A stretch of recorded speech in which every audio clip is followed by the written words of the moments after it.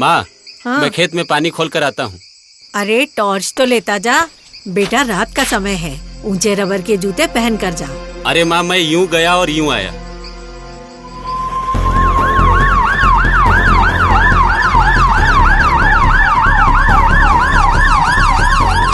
चलो चलो चलो, पहुंच आंखें खुली रखो। हरिया गया तो था खेत में, पर पहुंच गया अस्पताल। क्या हुआ उसके साथ, आइए देखते हैं। हरिया ने अपनी माँ की बात नहीं मानी। वो खेत में बिना टॉर्च, बिना दस्ताने और जूतों के सिर्फ चप्पल पहन के चला गया।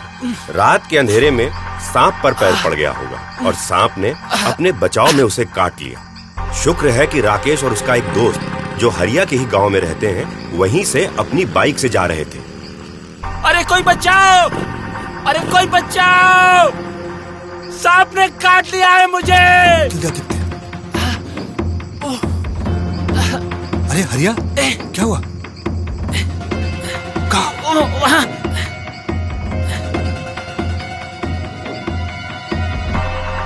राकेश ने सांप को टॉर्च से देख लिया। राकेश ने देखा कि सांप अभी भी वहीं है और अपने जाने का रास्ता खोज रहा है।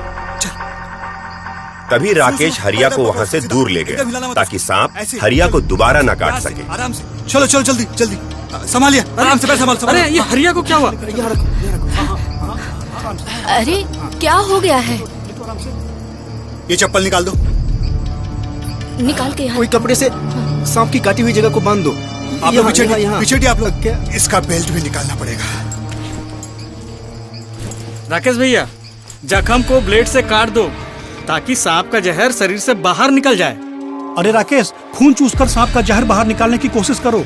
मैं जड़ी बूटी पीस कर लाऊं क्या? अरे हरिया को लेकर झाड़फूक वाले के पास चलो। हाँ ले चलो। बिल्कुल नहीं। क्यों? बिल्कुल नहीं, ये सब करने से कोई फायदा नहीं होगा, बल्कि बात बिगड़ जाएगी। सांप काटने का इलाज सिर्फ अस्पताल में ही हो सकता है। हमें इस वक्त हरिया को सिर्फ अस्पताल लेकर जाना चाहिए। आप एम्बुलेंस बुलाइए। हाँ ठीक है। फोन करो।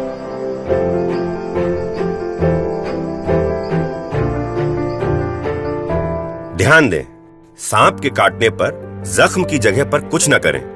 शरीर को कम से कम हिलाएं। ऐसा करने से जहर कम फैलता है। जो एक लकड़ी का फट्टा लेके आओ।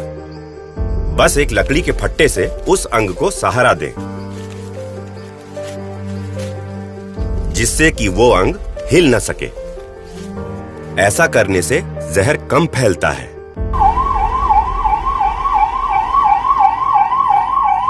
राकेश ने बिल्कुल सही किया। लोगों की बात नहीं मानी और हरिया को अस्पताल ले आया।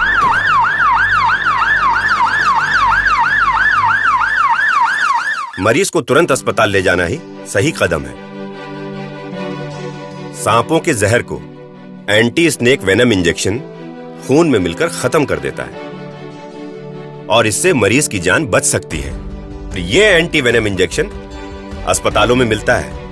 पर देखिए, बात यहीं खत्म नहीं होती है। सांपों के बारे में भी कुछ जान लीजिए। भारत में सैकड़ों किस्म के सांप होते हैं और उनमें से कुछ ही सांप जहरीले होते हैं, जैसे कोबरा, क्रेट,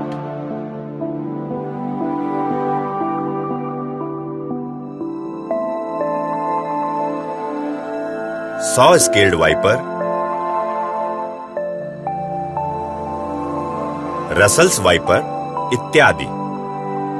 हम सभी को ध्यान देना है कि सांप से हमारा सामना कम से कम हो, और इसके लिए क्या क्या सावधानियां हमें रखनी है, आइए देखते हैं। सांप चूहों के पीछे पीछे अक्सर घर में आ जाते हैं, इसीलिए चूहों के घर में घुसने के रास्ते बंद करें और बिल को तुरंत भर दें।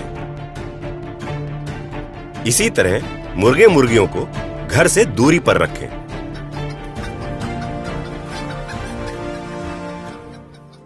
घर के आसपास लकड़ी या पत्थर के ढेर न बनाएं।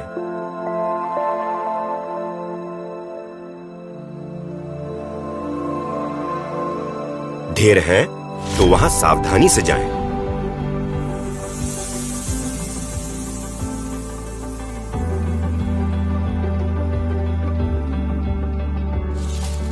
झाड़ियों या घास के ढेर में हाथ न डालें।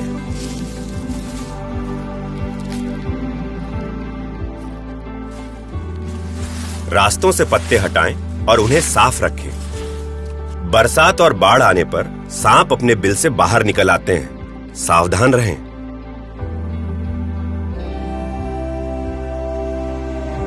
जमीन पे अगर सोना है तो मच्छरदानी को अच्छे से लगाकर और उसके किनारों को दबाकर सोएं। ट्रेकिंग करते वक्त ऊंचे जूते पहनें। सावधानी से देखते हुए पत्थरों पर ही चलें, क्योंकि पत्थरों के बीच में सांप छिपे हो सकते हैं।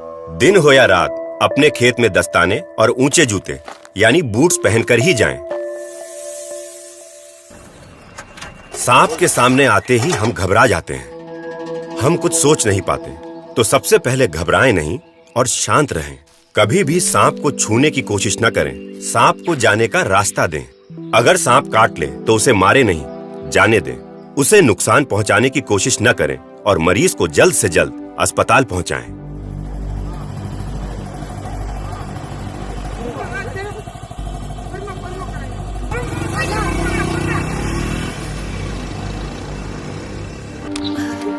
डॉक्टर साहब, हमारा हरिया ठीक तो हो जाएगा ना? हरिया तो कैसा है, बताइए ना डॉक्टर साहब। अरे बिल्कुल ठीक हो जाएगा माता जी। अस्पताल में सांप के जहर का इलाज होता है। मेरा बेटा बच गया। और माता जी, आज के बाद ना ये टॉर्च और गमबूट्स यानी कि रबर के ऊंचे वाले जूते पहनकर ही खेत में जाएगा। क्यों हरिया? जी।